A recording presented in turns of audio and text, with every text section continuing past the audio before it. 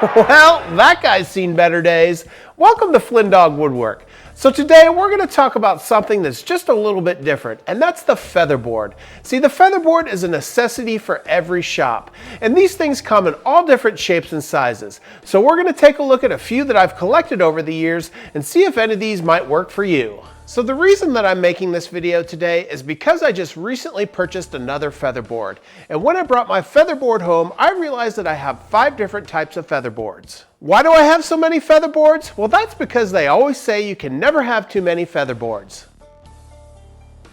Now that I think about it, I may have that saying wrong. But either way, I just purchased the DT Featherboard by Mousecraft. So we're going to open up this box and see what this is all about and compare it to some of my existing featherboards. And a lot of these featherboards have been featured on some of my other videos, but after using them for a bit, I do have some more opinions on them. So let's take a look at this DT featherboard and see some of the differences between this standard featherboard and some of my other ones. So this featherboard is a dual or tandem featherboard, which basically means you can stack 2 featherboards on top of each other or use them in tandem. Now as I open this box, some of my first impressions about this featherboard is it's a rather short featherboard. It looks like it's only about 4 inches long. So inside the box you can see there's some plastic knobs here along with some metal hardware. This is what's going to allow you to tighten down your featherboard to your table saw. There's also 4 metal bars that will fit into your miter slot. Along with that, you can see there's the 2 featherboards along with a spacer that assemble very similarly to any other featherboard.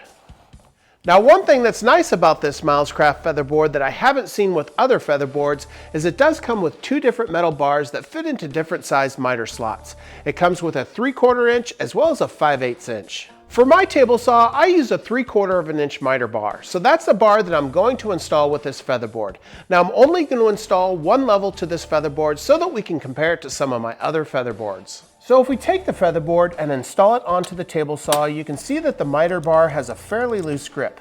Once we take the 2 knobs and tighten it down, it will spread out that miter bar and give it a firmer grip. So if you're new to woodworking and this is one of your first featherboards, you should be aware of the direction of the feathers. This should always be pointing away from you or in the direction you're pushing your workpiece and towards the table saw fence.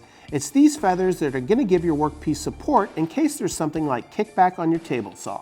If we take a look at the feathers as I push my workpiece through the table saw, you'll see that the feathers move along with the workpiece.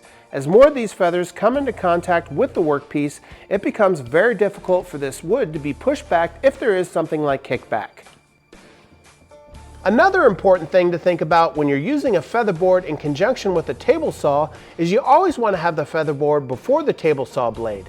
If you have the featherboard after the table saw blade, this is almost certainly going to pinch your workpiece and cause kickback. So now that we've taken a quick look at this very simple Mousecraft featherboard, let's take a look at a bunch of the other featherboards I've accumulated over the years. So for all of these featherboards, I want to take a look at some of the advantages and disadvantages I've noticed when using these featherboards over the years. So the first featherboard that we're going to take a look at today is the FeatherGuard made by Summerfeld. Now I originally purchased this one because of its unique design. So let's take a closer look at some of these features that make this such a unique featherboard. Unique New York. Unique New York. To do that, we first need to flip over the featherboard. If you notice at the very back, there's actually no miter bar. There's actually 2 nuts that are in the shape of your miter slot that give it a firm grip on your table saw. If we look closer at that nut, you can see it has a T shape. This is in the same shape that many table saws have for their miter slot. This gives it a very firm grip on your table saw. In fact, this is one of my favorite features of this featherboard. Once this thing is locked down, this is by far my most secure featherboard. This thing won't move for anything.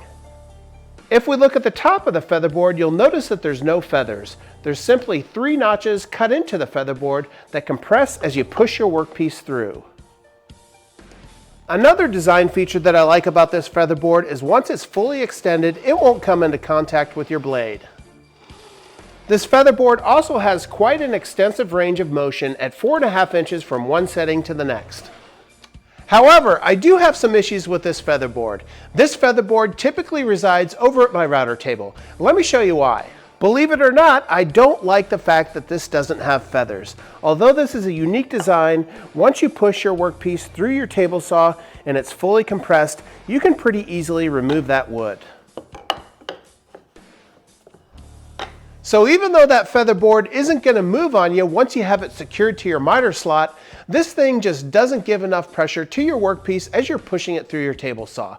Let me show you how I use it over at the router table. So although this featherboard isn't the greatest in my opinion for the table saw, it is great for the router table. With a smooth edge on the bottom, it gives full support to your workpiece and easily allows you to slide it through your router.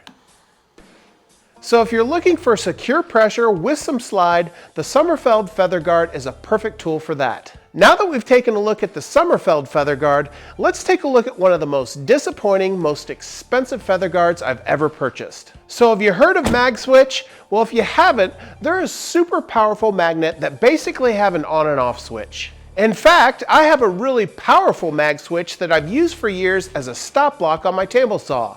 And I would love to be able to show you how I use it in the shop. However, my kids find this little Magswitch really interesting, so I'm sure it's stuck somewhere in my shop to some piece of metal. Even though I can't find my Magswitch right now, this is typically how I use it. I set it in between the blade and my table saw fence and use it as a stop block. This prevents my workpiece from getting pinched between the blade and my table saw fence. So when I saw Magswitch made of featherboard, I thought, sure, I'll give it a try. So I dished out $120 for this thing and almost had immediate regret. So let's go over to the featherboard and I'll tell you about some of my experiences with the Magswitch Featherboard. Before I talk about the negative, however, I did want to mention some positive things about this featherboard. It's a standard featherboard and it can be placed any place on your table saw. So depending on how wide your workpiece is, this thing can accommodate it. Which can be nice because you can place this on anything with a cast iron tabletop. By twisting the knobs, I can move this over to my bandsaw. But in the same fashion, not all my workspaces are made out of cast iron. Like my router table, this thing is unusable over at my router table. But as I mentioned with the previous featherboard, one of the most important things for me is how securely the featherboard is attached to your work surface. And if you look at this example as I run my workpiece through the table saw, you'll actually see the featherboard move. In fact, it's quite easy to move this featherboard. With both magnets engaged, I can move this quite easily with my hands. And for $120, I expect a rock solid featherboard that's not going to move on you as you push your workpiece through the table saw. And that's why I almost never use this featherboard and actually use the magnets for something else in my shop. These magnets serve a better purpose holding down my Jessam stock guide.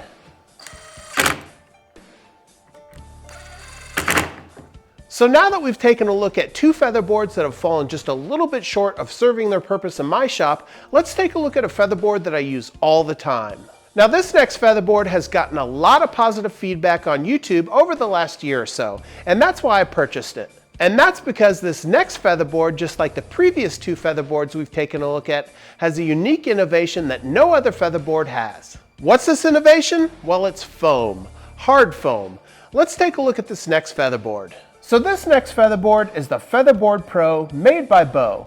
And the uniqueness of this featherboard has everything to do with the feathers that are made of foam. I've had my eye on that wonderful beast for decades. Now I featured this featherboard in some previous videos, but one thing that I noticed right off the bat with this featherboard is how firm this foam is. When I first got this, I thought this foam would be quite soft. But as to be expected, since a featherboard's main purpose is to prevent kickback, this foam is really firm. In fact, I can barely squeeze it with my fingers. If we look at the underside of the featherboard, you can see there's a full rail that fits into your miter slot. The other nice thing about the featherboard is these are replaceable. So you can actually remove this featherboard and replace it with a new one in case it gets nicked up. If we look at the range of motion of this featherboard, you can see that it has a long range of 6 inches. Now because of this long range of motion, you do have the opportunity of cutting into the frame of your featherboard, so this is something to consider. The next thing that I want to show you is how firmly this fits into the miter slot. Now I do know from working with this featherboard that it does move a little bit. So if I tighten down both of the knobs, I should be able to move this just a little bit. It's much more difficult to move it, but it does move. Here you can see how those feathers interact with each other as you push your workpiece through the table saw. Once all those feathers are engaged, it's virtually impossible to push back your wood. And here I can see what all the fuss is about these featherboards. I can essentially put all my weight into pulling this wood and this thing won't be released from the table saw. And that's essentially why the Beau Featherboard has kind of been my go-to featherboard over the last year or so. But there is one featherboard that I'm still quite fond of. So before we move on to our fourth featherboard, I ask you to do me a huge favor, hit that subscribe button, leave a like and leave a comment. It really does help out this small woodworking channel. Also, for any of these featherboards or any of the other tools you see in my shop, I'll leave links in the description below so you can go check out these tools for yourself. Now, I've mentioned this featherboard numerous times in my videos, and that's because this thing is so easy to use. It's easy to adjust, and it's very secure to your table saw. So if you haven't heard about this featherboard, you need to know about it. Let's go check it out. So for obvious reasons, this is called the Hedgehog Featherboard. Let me show you how it works. So as you can see with this featherboard, it's got a smaller miter bar. This simply slides into your miter slot and you tighten it down with this knob. Now, although this featherboard only has one tightening knob, I know from experience, once this is tightened down, this thing won't move for anything. If I tighten it down, I can put my entire weight into it and this thing won't budge. So what makes this thing so special? Well, it's the spiral design of the feathers. You can lock it into place with this 2x4 very easily and make a few cuts, and then if you need to adjust your board to a smaller piece, you simply unscrew it, adjust the featherboard, and now it's able to accommodate this smaller piece. And it's this quick on-the-fly adjustability of this featherboard along with its rock-solid attachment to your table saw that really makes this one of my favorite featherboards. But there is a disadvantage with this featherboard. If I place my 2x4 into the table saw, you can see that only 3, maybe 4 of the feathers are in contact with your workpiece, which is a lot less feathers in contact with your wood than you may get with a regular featherboard. A regular featherboard, you may get 6 to 8, maybe even 10 feathers in contact with your wood. But even with fewer feathers in contact with your wood, you still have a very strong hold. And that's because each one of these feathers has a small arch to it. Lastly, if we look at the range of motion of this featherboard, it's got the largest range at over 6 inches. And it's because of all these features and this unique design that this will always be one of my favorite featherboards. That is, unless they come up with a Beau Hedgehog design. So let's end this video with the featherboard that we started with, that Mousecraft Featherboard. Let's take a closer look and see how it compares to these other 4 featherboards. So this newest Mousecraft Featherboard is probably the most simply designed featherboard that I have right now. And sometimes simple is a good thing. So just like with the other featherboards, one of the first things that I want to do with this thing is tighten down the knobs and see how secure it is to the tabletop. And that thing isn't very secure. The next thing that I want to take a look at is the range of motion of this featherboard. And just by fiddling around with it for a little bit, I can tell you by this S design, it's a little bit difficult to move it back and forth. I will tell you, however, this thing does have about 5¼ inches of range of motion. If we look at the featherboard when it's fully extended, you can see there is some risk of running into the frame of the featherboard along with the feathers. Here you can see how the featherboard interacts with your workpiece as you push it through your table saw. This thing has 14 feathers and all of those feathers interact with your workpiece. Now, I hate to say it, but I think I found a design flaw with this featherboard. When both of the knobs are at the very end of it, you can simply slide this into the miter slot, and this thing is very loose. You can move this back and forth as much as you want. And I have both of these tightened down as tight as they go. Now, when you do move those knobs to the other side, this thing becomes a lot more secure. However, when it's in the bottom position, this thing isn't secure at all. And although I love Mousecraft and almost all of their products, this is something that I just can't recommend. So I hope you enjoyed checking out these uniquely designed featherboards and the pros and cons of each one. Now, obviously, these are just my opinions, so if you have any experience with any of these featherboards, leave a comment below and let me know which one's your favorite. And I know a video about featherboards may not be the most exciting video in the world, but I do think it was interesting to see the differences between each one of these designs and how they work. Well, thanks for joining me today and checking out all these featherboards. If you haven't already, make sure you hit that subscribe button, leave a like, and leave a comment. It really does help out this small channel. Until next time, take care as always.